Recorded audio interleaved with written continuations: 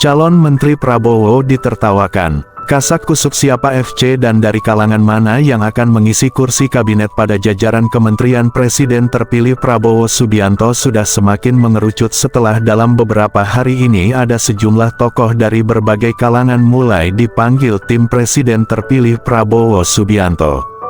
Publik sudah melihat mereka yang dipanggil berasal dari berbagai kalangan.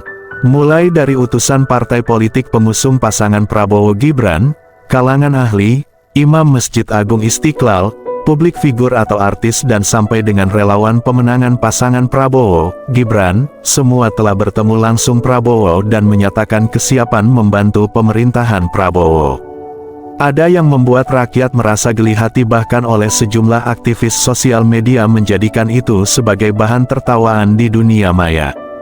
Rakyat begitu heran bercampur geli hati ketika Prabowo memanggil Raffi Ahmad, Giring, Taufik Hidayat, mantan istri Ahok dan ada beberapa figur lagi untuk dijadikan menteri pada kabinet Prabowo.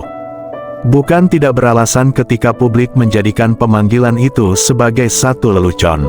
Karena menurut publik ada beberapa figur yang dipanggil Prabowo belum pantas untuk menjadi seorang menteri. Misalkan saja Raffi Ahmad, mungkin dia sukses dengan bisnisnya tetapi ada catatan penting dalam ketanyaannya semua bisnis Raffi penuh dengan berita miring dan kontroversial, segi kefiguran dan intelektual pribadi Raffi tidak memiliki itu, karena secara akademik Raffi nol, pengalaman dunia birokrasi dan politik Raffi Ahmad juga tidak ada.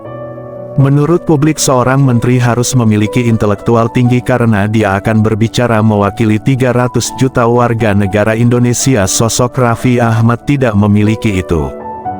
Begitupun beberapa figur yang lain seperti mantan istri Basuki Cahayapurnama atau Ahok, kita dapat membayangkan ketika yang bersangkutan ditunjuk menjadi Menteri Perlindungan Anak dan Wanita sementara yang bersangkutan memiliki rekod ketahuan selingkuh dan diceraikan suaminya Ahok. Ini juga akan menjadi dilema bagi pemerintahan Prabowo.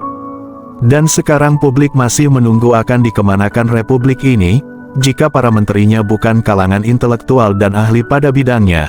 Akan dikemanakan republik ini jika para menteri negeri ini diisi oleh publik figur modal cuap-cuap di layar TV serta berani melakukan pencucian modal dari black market untuk berbagai usaha. Sementara faktanya jika kita mau melakukan audit berapa usaha Raffi Ahmad yang hancur alias gulung tikar.